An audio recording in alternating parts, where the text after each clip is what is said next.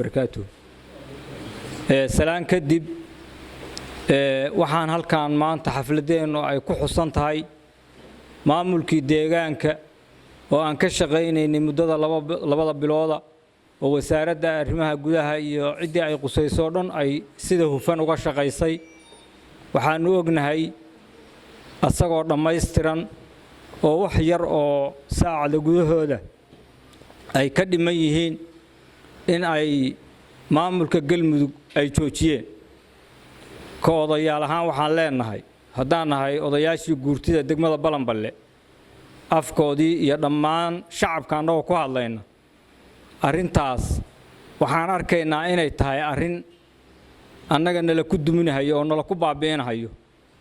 arrintii aan ka ballansanayn ma aha waxaan ka ballansanayn horumar iyo dhismo iyo wanaag madaxweynaha halka noogu yimid madaxweyne ku-xigeenka noogu yimid wasaaradaha dhan baa noogu yimid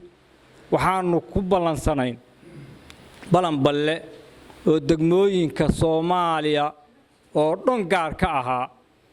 oo degmooyinkii Itoobiya qabsatay kamid ahaa oo ishooda ay ku arkeen wixii ka muuqday horumarkiisa inaan ka shaqeyno waxaan codsanaynaa madaxweynaha galmudug mudane Axmed Kaariye Qoorqoor iyo madaxweyne ku-xigeenka mudane Cali Ciid arrintaas in la fasaxo wax ka dhiman ma jiraan haddaan odayaalnahay iyo haddaan deegaannahay iyo haddaan ganacsatanahay iyo haddaan hooyooyin leenahay dhammaan dadkii ay qusaysay baa ka soo shaqeeyay meel ka fiican oo la dhigi lahaana ma jirto waxaan rabnaa maamulkaas deegaanka in la dhammaystiro waxaa ka dhiman in la doorto gudoomiyihii iyo gudoomiye ku-xigeenkii maamulka la doorto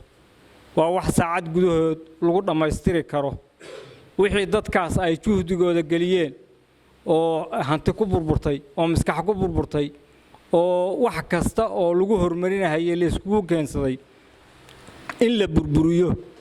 oo dadkii galmudug kurka u ahaa ay hor istaagaan ma aqbalayno waxa la yidhi ninbaa waxa la yidhi laba ya saasaa lagaaga dee labay mid noqon inaad qaadataan oo fasaxdaan iyo inaanu kala dhimanno horaanu kala dhimanay waxaan leenahay hana kala dilinina odayaashii shalay adinka in dhisay baana inaad degmada cagta hoosteeda gelisaan degmo Soomaaliyeed ma cuntamayso ra'yi khaldan inaad qaadataan midka saliimka ahna aad diidaan ma ansaxayso waxba naga dhaxeeya hana burburinina maamulka deegaanka hortiisa nooga wareega noo saxiixa madaxnimadiina iyo mas'uuliyadiina u qalma hana kala luminina xilli Soomaaliya ay doorasho ku jirto in galmudug inta dubo u qaadataan ha burburinina wasaaradii halkaan ka shaqaystay iyo dadkii ka shaqeynayay oo 60 ka cisho fadhiyay oo qof kasta la kulmay oo cabasho kasta soo gabagabeeyay markay soo dhammaystireen oo dhammeeyeen dhammaan cabasho Balanballe markii ay ka soo faaruqeen oo dhammeeyeen inaad hor istaagtaan guuldarayni ku ta waxaan rabnaa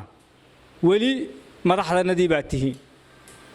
madaxdii shalay aan dooranay baa tihiin kuwii aan dhuusamareeb intaan ogaa u fadhinay baa tihiin odayaashii baan nahay cuqubayay nooga kiindhicin Soomaaliya horay bay cuquba nooga dhacday dawladihii ka soo bilowday carta oo halkaas saacadan la marhayo degmada Balanballe mid milcisatay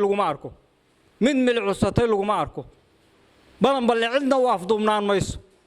haddaan laga wareerin maamulka deegaanka maanta haddaan laga wareegin